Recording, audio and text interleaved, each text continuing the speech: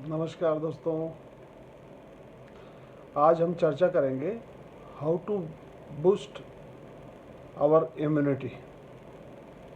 हमारी रोग प्रतिरोधक शक्ति का विकास कैसे हो।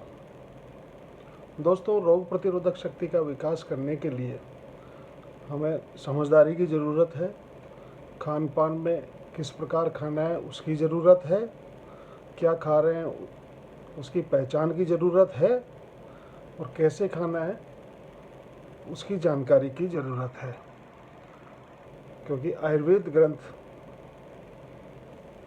में वर्णित आहार विहार के जो नियम बताए गए हैं, अगर उनका पूर्णतः फॉलो किया जाए तो निश्चित रूप से हमारा शरीर का व्याधि क्षमत्व बढ़ता है और हमें किसी प्रकार के फ्लू संक्रमण या बार बार बीमार पड़ने की जो शिकायतें हैं वो प्राय नहीं होती है, होती है तो नगण्य होती है।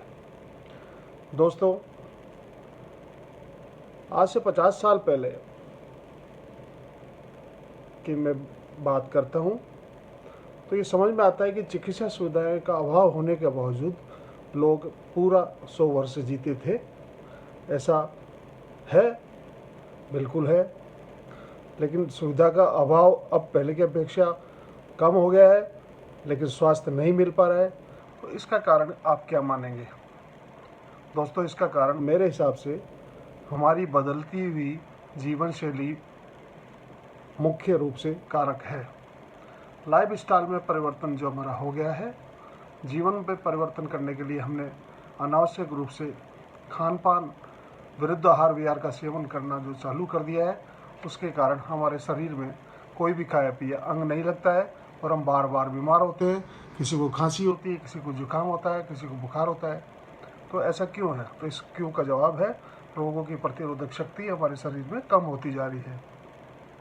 उस व्याधि क्षमत्व को बढ़ाने के लिए हमारे शरीर में ओज की वृद्धि करना आवश्यक है। ओज के बारे में आयुर्वेद कहता है कि 7 हमारी जो धातुएं हैं उनका अंतिम परिणति ओज है और चेहरे की चमक, सौंदर्य और आपके शरीर की शक्ति ओज के नाम से जानी जाती है। तो दोस्तों, आयुर्वेद त्रिदोष की बात करता है, आयुर्वेद पंचमहाभूत की बात करता है, तो आयुर्वेद षड रस प्रधान भोजन की बात करता है और प्रकृति और पुरुष के हिसाब से जीवन उत्पन्न होने की बात करता है। तो दोस्तों, अभी तो इम्यून सिस्टम बढ़ाने संबंधी अपन वार्तालाप करने जा रहे हैं और इम्यून सिस्टम के लिए आप क्या खा रहे हैं, कब खा रहे हैं, कैसे खा रहे हैं और आप क्यों खा रहे हैं, इन चारों बातों का आपको जानकारी होना आवश्यक है। भोजन मात्रा पूर्वक हमें निर्धारित किया हुआ है। आयुर्वेद में जब आपको एक पहली डकार आए उसके बाद चेतावनी है कि थोड़ा अल्प भोजन आप और कर सकते हैं, वो भी चबा चबा करके आपको भोजन निगलना है। तो मुश्किल से 10 से 12 मिनट आपके भोजन की गति खाने की होनी चाहिए।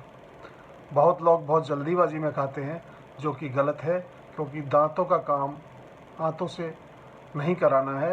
नहीं तो क्या है, शरीर में म्यूकस बनता है, वो जहर बनता है और उस आहों की वजह से ही हमारे विभिन्न प्रकार की शरीर में बीमारियां पैदा होती है, जो कि रोग प्रतिरोधक शक्ति को कम करती है। तो भोजन समय पे करें, भोजन मात्रा पूर्वक करें, भोजन चबा चबा कर आप खाएं और भोजन का समय सुबह 10 बजे से लेकर 12 बजे तक का आप रखें। 10 बजे पूर्व अगर आपने नाश्ता किया है तो नाश्ता करने के 2 घंटे बाद आप दोपहर का भोजन सेवन कर सकते हैं। और भोजन करने के बाद तुरंत आपको लेटना नहीं है। लेटने से कफ की वृद्धि होती है, जो कि आपकी व्याधि क्षमता को कम करती है और कफ की वृद्धि होकर के ही गले का रोग संक्रमण शुरू होता है, खांसी शुरू होती है, जुकाम शुरू होती है और बार बार आदमी को बीमार पड़ने की शिकायत होती है। तो एक मेजर कारण ये माना जाता है कि दिन में सेवन करने वाले लोग अधिकतर बीमार रहते हैं और अधिकतर उनको कफज रोग की उत्पत्ति ज़्यादा होती है और वो शरीर से मोटे होते हैं या मधुमेह के शिकार होते हैं या उनको हाइपरटेंशन रहता है, यानी कि उच्च रक्तचाप की उनको शिकायत रहती है।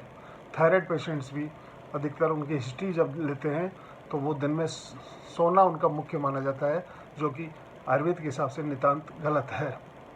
वो भी आयुर्वेद ये कहता है कि ग्रीष्म ऋतु में केवल आप थोड़ी देर के लिए बैठ करके झपकी ले लें, इतना ही करना पर्याप्त बताता है। तो दोस्तों, अपन को जो भोजन करना है वो षड्रस युक्त करना है। आयुर्वेद मधुर, अम्ल, लवण, कटु, तिक्त, कषाय, इन 6 प्रकार के रसों को मानता है।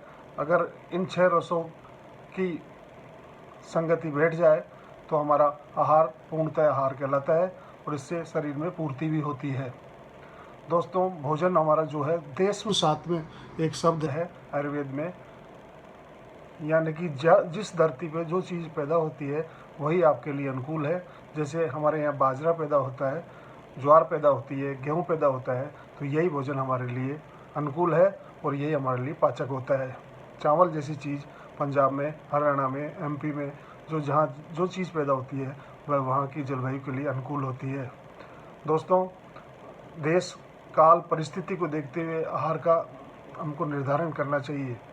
अगर आपको किसी संक्रमण के कारण या गले के इन्फेक्शन के कारण आपको कोई गले में परेशानी है या आपको बार बार जुकाम रहता है तो आपको शीतल द्रव्यों का प्रयोग नहीं करना चाहिए। ठंडी चीज़ों से सदैव बचाव करना चाहिए, यानी ठंडा पानी तक नहीं पीना चाहिए। आचार्य वाग्भट्ट कहते हैं कि गले के रोगी को अगर जीवन चाहता है तो उसको हमेशा उष्ण जल का ही सेवन करना चाहिए। और विशेष रूप से आयुर्वेद के ग्रंथों में बार बार पानी पीने का विधान नहीं बताया है। ये कुछ प्राकृतिक चिकित्सा की वजह से लोग प्राकृतिक क्रिया में पानी को ज़्यादा पीना बताया है, जबकि नियम यह है, आयुर्वेद ये कहता है जब आपको प्यास लगे उतना आप पानी पिएं, क्योंकि ज़्यादा पानी पीने से हमारे शरीर की जठराग्नि शांत हो जाती है, बुझ जाती है और हमें भूख लगना बंद हो जाता है, जिसके कारण शरीर मोटा होना, हमारे मधुमेह के रोग की शिकायत होना और शरीर को सुस्ती रहना, मानसिक तनाव रहना, ये चीज़ें शुरू हो जाती है। तो दोस्तों, अब शारीरिक रोग क्षमता बढ़ाने के लिए हमको व्याधि क्षमत्व और अधिक हो जाए, इसलिए शारीरिक रोग हो ही नहीं, उसके लिए कुछ घरेलू उपाय मैं समय समय पर आपको बताता रहता हूँ। एक तो सुबह की दिनचर्या आप नियमित बनाइए, उसके बाद में सूर्य नमस्कार कीजिए, योग प्राणायाम कीजिए और कम से कम 20 से 25 मिनट आप व्यायाम का समय निकालिए। साथ ही उसके बाद में स्नान आदि से निवृत्त होकर के नाक के अंदर प्रतिमर्श नश्य का सेवन करें, मतलब नाक में तेल डालें या गाय का घी लगा लें। अगर हल्दी मिला हुआ घी लगाएंगे तो नाक में किसी प्रकार का संक्रमण नहीं होगा और अभी चल रही कोरोना संक्रमण से आपका निश्चित रूप से बचाव होगा। सिंपल गाय का घी भी लगा सकते हैं और अगर गले की खराबी ज़्यादा है तो हम गरारे करके भी हम गले को शुद्ध कर सकते हैं और कच्चे कफ से हम निजात पा सकते हैं। दोस्तों, कुछ शरीर में शक्ति बढ़ाने वाली औषधियाँ हैं, जैसे अश्वगंध है, शतावरी है, पिदारी कंद है, मैदा सरंगी है, मुलेठी है, आंवला है, ग्वारपाठ है। इन चीज़ों का नियमित हमको सेवन करना चाहिए। अभी गिलोय का प्रचलन ज़्यादा है, तो गिलोय हमारी मध्यमा उंगली के बराबर मोटी गिलोय, इतनी मोटी गिलोय आप ले लें और इतनी मोटी इतनी लंबी आप गिलोय लेंगे और उसको कूट पीस करके तैयार करके काढ़ा बना लें। साथ में काढ़ा के अंदर आप दालचीनी का प्रयोग कर सकते हैं, लौंग का काढ़ा पी सकते हैं, काली मिर्च उसमें डाल सकते हैं, छोटी इलायची डाल सकते हैं, तेज पत्ता डाल सकते हैं और जितने भी कफजन्य रोगनाशक जो औषधियाँ हैं उनका प्रयोग हम काढ़े में कर सकते हैं। घरेलू काढ़ा बनाने के लिए लौंग, सौंठ, काली मिर्च, पिपली, दालचीनी, वंशलोचन, छोटी इलायची, जायफल, गिलोय, शहद, गुड़ एवं हल्दी का प्रयोग उस काढ़े को तैयार करने में हम कर सकते हैं।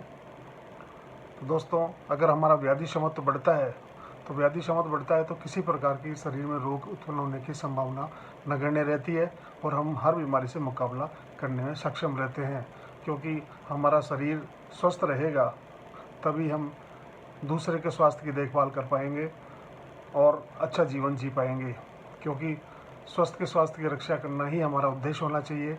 और आयुर्वेद भी हमको ये सिखाता है कि स्वस्थ के स्वास्थ्य की रक्षा हो, जिससे रोग ही पैदा न हो, इसलिए स्वस्थ को स्वस्थ बना रहना आवश्यक है। धन्यवाद साथियों, प्रणाम।